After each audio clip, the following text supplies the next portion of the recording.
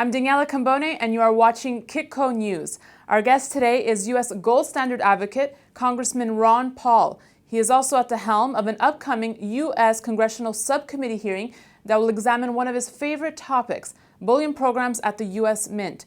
The Congressman joins me on the line today. Congressman, what can we expect to hear from you at the upcoming April 7th hearing?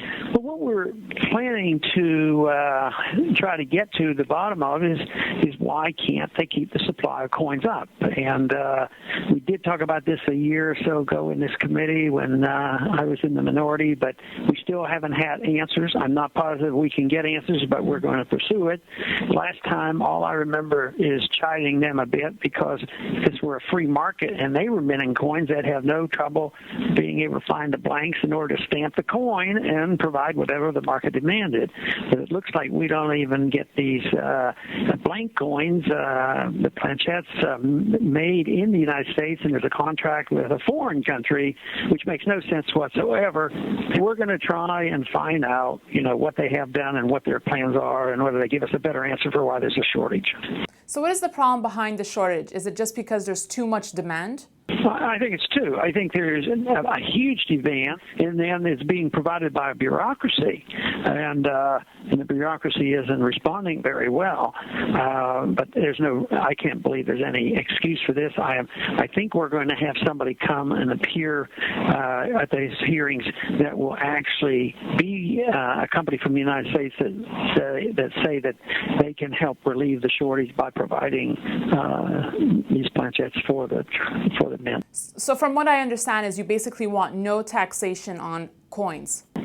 Well, I have a bill in for competing currencies. And if you allow gold and silver to circulate, as the Constitution says we should, we do have these coins. They're called legal tender, but if you circulate them, they come down hard on you, and they don't want you to do that. We are forced to use Federal Reserve notes, and the Federal Reserve note equals $1, and $1 equals a Federal Reserve note, and nobody knows what $1 is. But I don't like the Federal Reserve. I don't like the central bank. I believe they're the source of many problems that we have in this country, excessive spending as well as the business cycle problems we have. So instead of arguing the case, well, tomorrow I'd close down the Fed if I could, I'm arguing, well, why should they have a monopoly? If they have a monopoly on a type of money that isn't even constitutional. So I would just like competition. Now, how can you get competition in currencies if you want to use silver and gold? Well, if you have to pay a sales tax, if you have to go to a company and say, well, let's buy a silver dollar. Well, silver dollar costs you $35, but then you have to pay sales tax on it. Well, that's hardly money. And then what happens if you buy the silver dollar for $35, and then when you use it, it's worth $55? Then you have to pay a capital gains tax. So to clarify, you would want to get rid of capital gains taxes and sales taxes on coins. Yeah, absolutely, both. And then we'd use no force. Nobody has to use it if they don't want to. Well, I think as conditions deteriorate, this whole thing about why they're short coins is because demand is rising, because I think people are more concerned. I think people buy silver coins because gold coins are rather expensive for the individual investor or those who want to protect themselves.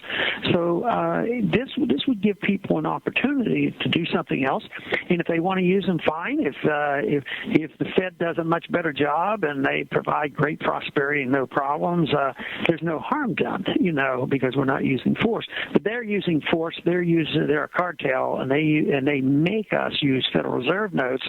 And internationally, if you deal in international finance, you can use the different currencies, although they use dollars mainly.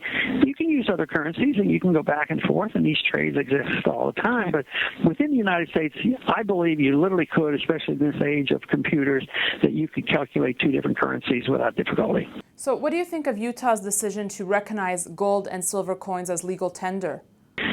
Well, they're going to fight it tooth and nail.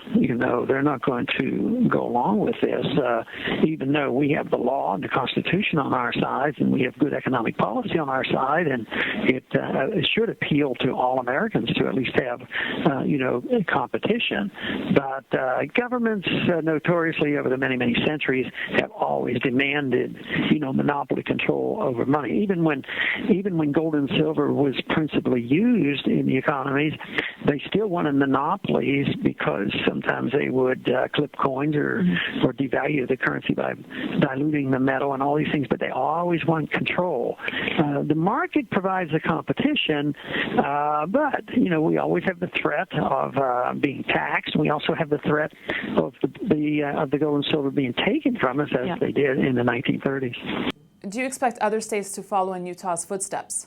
I think so, and I think that's very healthy. How far along they get, we don't know. If they're successful, the feds are going to come down hard, but it's real healthy because it helps educate people to realize and gets people thinking about it. So the more the merrier. So I know in past interviews, Congressman, you've said that it's not so much that you advocate a U.S. gold standard, but a U.S. gold coin standard. Can you explain? Well, my economic position is that, and political position is that ideally we should allow the market to pick the currency. So if you had freedom of choice, you could pick gold, or you could pick silver, or you could pick a basket of currencies, or if somebody wants to have an oil-backed currency, fine and dandy. I still believe that if you allow the market to pick, as it has for thousands of years, they've always picked gold, especially, and silver as well, because of its convenience. But I wouldn't be overly rigid and say you must have a gold standard. We must go back to what we had. Our gold standard was imperfect, even though it worked better than a paper standard. But the law of our land today still says that only gold and silver can be legal tender, and didn't repeal that portion of the Constitution. So that's why it's easy to argue the legal argument that we should just stick to the law, and gold and silver should be allowed. Okay, when we spoke last summer, you broke the news to me that you are planning a U.S. gold audit. How far along have you come with this?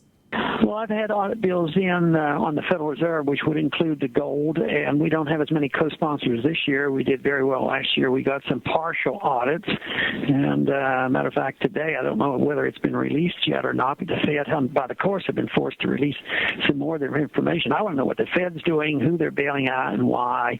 And also, it would be nice for a confirmation of exactly who has control and where our gold is. Do we really have those amounts of gold that they claim we have, and have there been any deals made, any lending out, or exchanges with gold? But we're not on the verge of them permitting us to do that. We don't have enough signatures. A popular topic on Gold Forum these days are interest rates. Will we see rate hikes anytime soon? I think they're going to be gradual and steady, and they're coming. I don't think we're going to see, a 10-year note interest rate below 3% again. I think that the next big shoe to fall will be interest rates going up on municipal bonds. That means a lot of these bonds are going to start defaulting, so those interest rates are going to go up. And eventually, our government debt interest rates will go up. Interest rates will rise as our inflation rate rises. So in this very weak economy, we're going to see interest rates rising. At the same time, prices are rising, and it's going to play havoc with our economy. And I suspect that we see the early stages of that, not only on the interest, but as well as the price inflation that now we see coming. Okay, and finally, Congressman, I know you have said that you are not ready to pronounce yourself on whether you are running for the presidency, but what would cause you not to run? Well, if I sensed that there was very minimal support, I would think to make a reasonable run, there has to be signs that I have a lot more support than before, even though last time I had more support than I anticipated.